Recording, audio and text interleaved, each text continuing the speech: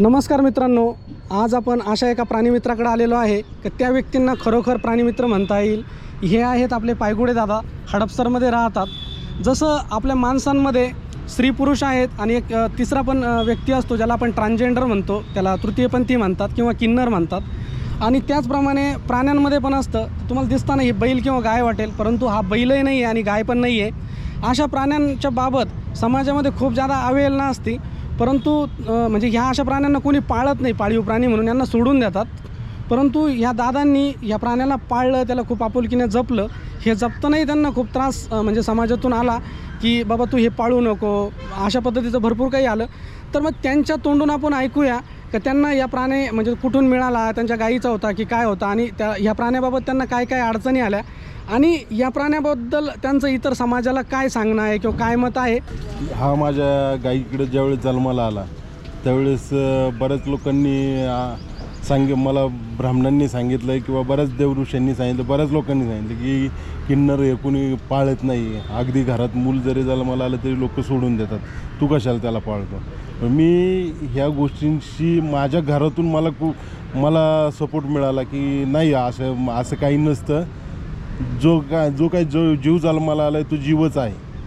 त्याची अवहेलना, त्याचं अपमान किंवा त्याला सोडून हे काही गरज नाही. जे आहे ते आपण आपल्या दारात सांभाळू म्हणून घरच्यांनी मला सपोर्ट केला, मी पण सांभाळायला घेतलं. जसं आपल्या माणसांमध्ये किन्नर हा प्रकार आहे त्या पद्धतीचा हा किन्नर प्राण्यांमध्ये सुद्धा असतो. ह्याच्या जन्मानंतर मला कळालं. मी ह्याच्या जन्मानंतर बरंचसं सर्च केलं की किन्नर का प्राण्यांमध्ये किन्नर असतात का किंवा नसतात का. तर ह्याच्यामध्ये मला काही गुगलला किंवा कुठेही मला माहिती मिळाली नाही आहे की समाजात मला कुठेही याची माहिती मिळाली नाही की किन्नर असतात. तर माणसांविषयीची एक गोष्ट मी ऐकलेली आहे ती म्हणजे नील राजा जंगलात गेल्यानंतर कैलास पर्वताच्या अरण्यात तळ्याकाठी ज्या ठिकाणी पार्वती आंघोळ करत होत्या तिथं शिवशंकर गेले होते. शिवशंकर भगवान तिथे गेल्यानंतर त्यांनी स्वतः मादी रूप घेतलं होतं आणि जंगलातल्या पूर्ण काय पशुपक्षी प्राणी असतील त्या सर्वांना त्यांनी त्यावेळेस मादी रूपात ठेवलं होतं. तर त्याच्यानंतर त्या जंगलात नील राजा म्हणून कोणीतरी राजा तिथं गेला होता. त्या राजाने मागणी केली भगवानांकडे, शंकर भगवानांकडे की मला परत मूळ रूप द्या. तर शंकर भगवानांनी त्यांना सांगितलं की असं मूळ रूपात मी तुला घेऊ शकत नाही, कारण की माझ्या अरण्याचा हा नियमच आहे. माझ्या अरण्यात सगळे महिलाच असतील ह्या अरण्यात. तर मग ते पार्वतीकडे गेले. पार्वती मातेकडे गेल्यानंतर पार्वती मातेने त्यांना एक सांगितलं की मी तुम्हाला उपवर देऊ शकत नाही, मी जो काय आहे तो देऊ शकत नाही, तुम्हाला भगवानांकडून घ्यावं. आणि मी जर का दिला तो मी अर्धांगिनी असल्यामुळे मी अर्धाच देईन, तुम्हाला पूर्ण देणार. मग त्यांनी काहीतरी त्यावेळेस त्यांना तो उपवर दिला, ते किन्नर झाले. तिथून ती किन्नर उत्पत्ती आहे असं माणसांमध्ये मी पुराणांमध्ये सांगितलेलं. पण प्राण्यांमध्ये काही तसं सांगितलेलं कुठं काय उल्लेख दिसत नाही आहे. मग मी त्याचा परिपाठ पूर्ण करतो. शंकर भगवान जर का त्या अरण्यात जात असतील तर ते स्वतःचं वाहन घेऊनच जात असतील. नंदी घेऊन जाताना नंदी महाराजांना जर का त्यांनी महिला रूपात मादी रूपात नेलं तर ती गाई होती. गाई म्हणजे गाई माता म्हटल्यानंतर तिचं वापर असा वाहन म्हणून करता येणार नाही. म्हणून शंकर भगवानांनी त्यावेळेस असं तर काही नसेल केलं. असं मी नवीन मला असं वाटतं म्हणून मी नवीन मानतो की हा एक किन्नर रूपी प्राणी तयार केला. आता हे झालं आध्यात्मिक. आता वैज्ञानिक दृष्टिकोनातून बघायला किन्नर जन्माला येतो किंवा माणसात येतो, जनावर हे प्रत्येक युनीमध्ये येत असेल असं मला तरी वाटतं. प्राणी आहेत म्हणजे किन्नर आहेत. मुळात माणसाच्या किन्नरचीच गणना आत्ता व्हायला लागली. नाहीतर माणसांमध्ये किती किन्नर आहेत काय आहेत माणसाला त्यांच्याबद्दल काय असतं नव्हते. तर ह्यांच्या प्राण्यांबद्दल कोण मोजमाप करणारे आणि कोण काय करणारे. तर मला असं वाटतं की आता इथून पुढे की जगात कुठेही अशा पद्धतीचे प्राणी जन्माला आले तर त्यांची अवहेलना न करता त्यांचा सांभाळ करा. त्यांच्यापासून जो काय वापर करता येईल त्यांचा, तो शेतीसाठी असेल कुठल्या गोष्टींसाठी असेल, तुम्ही त्याचा वापर करून त्याचा सांभाळ करा. त्याचं कुठल्याही प्रकारची अवहेलना करून, त्याचा अपमान करून, त्याला मोकळं सोडून, मरणाच्या दारात सोडून देऊ नका. तुमच्या म्हणजे तुम्ही वैद्यकीय डॉक्टरांना भेटलेत वगैरे याबद्दलचं काय अनुभव राहिला समजा तुम्ही? तर वैज्ञानिक डॉक्टरांशी चर्चा केल्यानंतर ह्याच्यातून एक लक्षात आलं की त्याची गाई जी आहे ती आधीच्या येताला 2 बाळं दिली होती तिने. त्याच्यानंतरच्या येताला हा झाला. तर ती गाईमध्ये 2 जे आहेत गर्भ, ते 2 गर्भांचं मिश्रण झालेलं आहे. त्यातून ह्याचा जन्म झालेला आहे असं डॉक्टरांच्या सांगण्यातून आलेलं आहे. आणि त्याच्यावरती काय समजा याच्यावरती आता तर तशा पद्धतीचा आपण प्रयत्न केला, पण मेडिकलमध्ये जनावरांमध्ये असं काही अजून कोणी असे प्रयोग केलेले नाही आहेत. माणसांवरती झालेत ते पण आत्ता झाले 10-20 वर्ष असेल किंवा काय असेल. याच्यापेक्षा जास्त विज्ञान पण एवढं प्रगत नाही झालेलं आहे. आणि जनावरांविषयी तर एवढं कोणी मुळात हॉस्पिटल किंवा दवाखानेच नाही आहेत असे की जेणेकरून हे एवढं मोठ्या प्रमाणात ऑपरेशन किंवा एवढं मोठ्या प्रमाणात काम करतील असं काही नाही आहे. विज्ञान हे माणसापुरतं मर्यादित ठेवलेलं आहे आता सध्या. त्या पद्धतीचे तंत्रज्ञान जनावरांविषयी अजून तरी आपल्याला कुठं मिळालेलं नाही आहे. पण आता ठीक आहे, जे आहे ते आहे. पाळताना मग तुम्हाला पब्लिकचा रिस्पॉन्स कसा होता त्याच्यामध्ये? आता लोकांमध्ये चर्चा खूप विचित्र आहेत. काही आता ह्याच्यात कोणी गोमूत्र घेऊन जातं, त्याला बुधबाधाला चालतं म्हणून. कोणी म्हणतं त्याचं येऊन पूजा करतं. आता मला अनुभव असे आलेले आहेत भारी भारी की कर्नाटकवरून एक गाडी आली होती. ते गाडीत एक 2-4 माणसं आली होती. त्यात एक मराठी माणूस म्हणजे मराठी आणि कन्नड या दोन्ही भाषा कळत होत्या. असं तर त्यांची चर्चा झाली होती की पूजा केली ती. इथं आल्यानंतर मला म्हणले आम्ही एवढ्या लांबून आलो. आता लांबून आलेत म्हणून मी आपलं बाहेर काढलं त्याला. ठीक आहे, करा पूजा वगैरे केली त्यांनी, सगळं झालं. मला म्हणले ना मला विकत पाहिजे. आता म्हणलं मला विकायचं असेल तर विकत तर नाही म्हणलं, मी फुकट घेऊन जातो. मी फक्त त्याला मला दाखवायला लागेल तुम्हाला वर्ष 2 वर्षांनी कधी मी तुमच्याकडे चक्कर मारली तर मला ते दिसलं पाहिजे, तर मी देतो, नाही तर देत नाही. तर ते काय त्यावेळेस म्हणले नाही तुमचे पैसे आहेत ते पैसे घ्या तुम्ही बाकीचं. त्यामुळे मला काही संशय आला, मी त्यांना नाही म्हटलं नाही द्यायचं म्हणून. ते निघून गेले. त्यानंतर एक लांबून काही लोक येत आहेत की त्याचं गोमतार द्या, कोणी काय नाही का.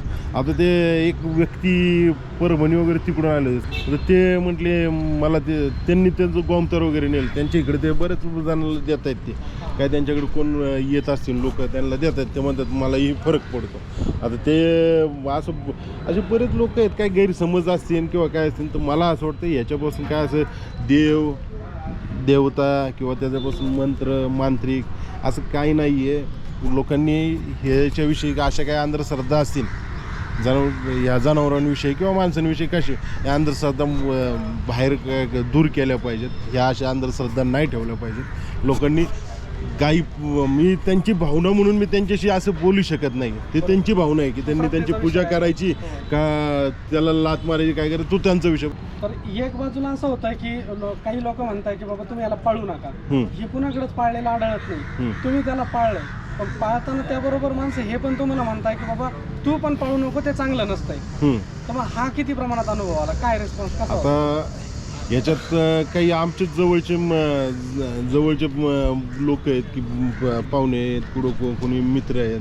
बरेच म्हणजे सर्रास लोकांचं हेच म्हणणं आहे की बाबा ती कशाला पाळतो, ते असंच का तसंच का. कोणी नाही का कुठल्या पुजाऱ्याचं कुणाचं काय मांत्रिकाचं ऐकून ते घेऊन आले, ते सांगायचे यार सोडून दे, नको. माणूस जन्माला आला तो ठेवत नाहीत घरात लोक. तू काय जनावर येते तिथं, तुला काय करायचं दे सोडून. त्याचं काय आपलं काम आपल्याला चांगलं नसतं, तुझं वाटोळं होईन चांगलं होणार. मला तर काय आता एवढ्या वर्ष झाली, 3-3.5 वर्ष झाली याला. आता 3.5 वर्षात मला काही नुकसान झालेलं नाही, माझं काही नुकसान होणार नाही मला खात्री आहे. ज्याप्रमाणे माणसांमध्ये म्हणतात की हा मर्द आहे, ज्याप्रमाणे म्हणतात की हा मर्द आहे आणि मर्दाची गोष्ट करू शकतो. मी एका कुस्तीच्या आखाड्यात असं बघितलं होतं, मर्दाचा खेळ, परंतु वास्तविक तो स्त्रिया पण खेळतात, बरोबर. तर हा बैल नाही आहे, हा गाय पण नाही आहे.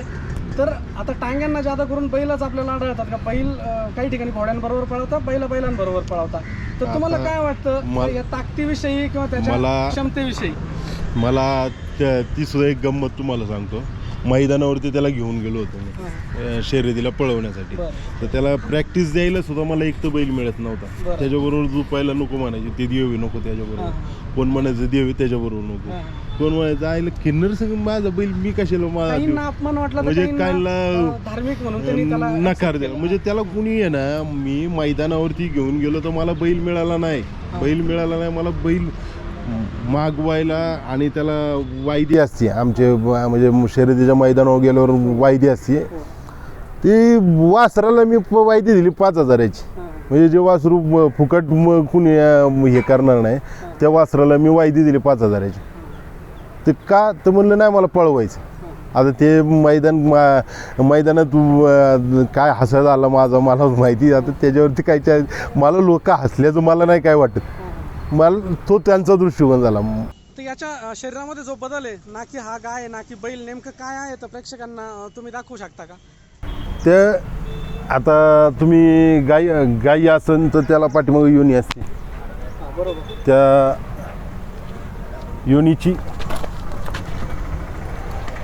योनीची जागा तुमची शिफ्टीखाली अशी असेल, शिफ्टीखाली योनी असली असती, शिफ्टीखाली योनी असली असती. बरोबर. आता त्याच्या खाली तुम्ही आले, ह्या बाजूला आले तुम्ही इकडं, तर इथं त्याला बैल असला असं इथं या बिंबीच्या इथं त्याला लघवीची जागा असली असती. आता नेमकं झालंय काय, त्याची इथली जागा नाही आहे आणि पाठीमागची जागा नाही आहे. त्याला इथं मध्येच साडांच्या इथं मध्ये आहे ना, त्याला एक होल आहे.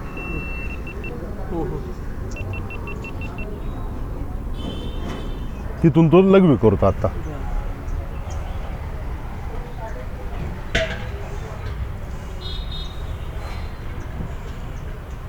जशी आपली आई असेल किंवा बहीण असेल तर आपण तिला आग काग करतो, भाऊ असेल तर आरे कार्य करतो, आणि जवळचा मित्र असेल तर आरे कार्य करतो. म्हणजे पुरुषांना आरे कार्य करतो, स्त्रियांना आग काग अशा प्रकारचं करतो. बैल असेल तर हा माझा बैल माझा, आणि गाय असेल तर ही माझी गाय. पण आता तुम्ही याला नेमकं कशा पद्धतीनं संबोधता, म्हणजे नाव काय ठेवलंय किंवा आम्ही काय त्याला बोलवायचं, गाय म्हणून बोलायचं की बैल म्हणून बोलायचं? असं नावाचं खूप गोंधळ होत होता. मग काय करायचं मग त्याचं नाव आम्ही आहे ना, शंकराचा गण, म्हणजे शंकराची निगडीत आहे नंदी, मग शंकराचा गण म्हणून तो शंकराचा गण म्हणून आम्ही त्याचं नाव गाणा ठेवलं. आणि आम्ही त्याला आर्य कार्य म्हणजे पुरुष म्हणून म्हणा किंवा तुम्ही त्या पद्धतीने आम्ही त्याला वागवतो. संबोधताना तुम्ही त्याला पुरुष म्हणून अशा पद्धतीने त्याला बोलवता. अगदी त्याला तो कुठे जरी मोकळा सोडला आणि कुठं पळत गेला आणि त्याला आवाज दिला तर गाणं माझ्यापाशी येऊनच उभा राहतो. म्हणजे महाराष्ट्रात याची जी ओळख आहे तर ही गाणं म्हणून होईल, आणि गाणं म्हणूनच त्याला म्हणजे बघितलं जाईल जे प्रेक्षक असतील किंवा प्राणी मित्र असतील. आता ह्याला नरसिंहपूरला एक प्रदर्शन झालं होतं. त्या प्रदर्शनात न्यायचं कारणच असं होतं की मला इथून आजूबाजूची लोक आहेत जवळची, ती कायम नाव ठेवायची, आयले काहीतरी उगाच पाळतोय, काहीतरी करतो. मग मी त्या आकसपोटी मी त्याला घेऊन गेलो होतो की लोकांना मला दाखवून द्यायचं होतं की साला माझ्याकडे म्हणून जे काय आहे ना ते वस्तू चांगलीच आहे. म्हणजे जे काय आहे ते वेगळं म्हणजे वाईट नाही, हे चांगलंच आहे. मी ह्याच्यातून आहे ना नावच कमवून दाखवणार. त्या प्रदर्शनाला घेऊन गेल्यानंतर महाराष्ट्रभर त्याची चर्चा व्हायला लागली. तर तो कुणालाच मारत नाही, हे खरं आहे, तो कुणालाच मारत नाही. पण मी जर का त्याचे लाड केले नाही, त्याला गोंजरलं नाही, त्याला मी त्याच्याकडे दुर्लक्ष झालं माझं चुकून, तर तो मला इतकं मारतो. पाटणीवर माझ्या ना निशाणे असतील बघा, म्हणजे बऱ्याचदा मला आहे ना त्यांनी मारलेले, अगदी रक्तमंबाळ केलेले. आता त्याला तेवढा रागले येतो, फक्त मी लक्ष नाही दिलं. ते मारण्याचं कारण म्हणजे तो असाच मारतो की म्हणजे प्रेमाने मारतो? तो ऍक्च्युली प्रेमानेच मारतो म्हणावं लागेल, कारण की दुर्लक्ष केलं की त्याला राग येतो आणि तो मारतो मला. आणि तो तसा माझी बारकी मुलं असतील किंवा कुणी असू दे, अनोळखी माणूस कुणी येऊ दे, आला आणि त्याच्या जवळ अजिबात कुणालाच नाही मारणार तो फक्त मलाच. म्हणजे मारण्यामागचं त्याचं काहीतरी कारण असेल की मला प्रेम दे, मला पाणी दे, जवळ खाणं, त्याच्या खाण्याच्या टायमिंग मध्ये उशीर झाला किंवा मला गडबडीत आहे, मी त्याच्याकडे लक्ष नाही दिलं, दुर्लक्ष करून चाललोय, तर तो मग मारतो मला. एका बाजूला आपण त्याला निग्लेक्ट पण करतो की बाबा हे अपशकुनी आहे, तर दुसऱ्या बाजूला त्याला आपण देवाचा प्राणी पण मानतो. आणि मग हे सगळं करत असताना श्रद्धेसाठी तर खूप चांगली गोष्ट आहे की आपण त्याला देवाचा प्राणी मानतो, पण ह्या प्राण्याला तेवढीच इज्जत मिळाली पाहिजे जेवढी बैलाला मिळते, जेवढी गाईला मिळते. गाय ही पवित्र आहे, बैल पण पवित्र आहे, तसाच हा ट्रान्सजेंडर गणू पण पवित्र आहे.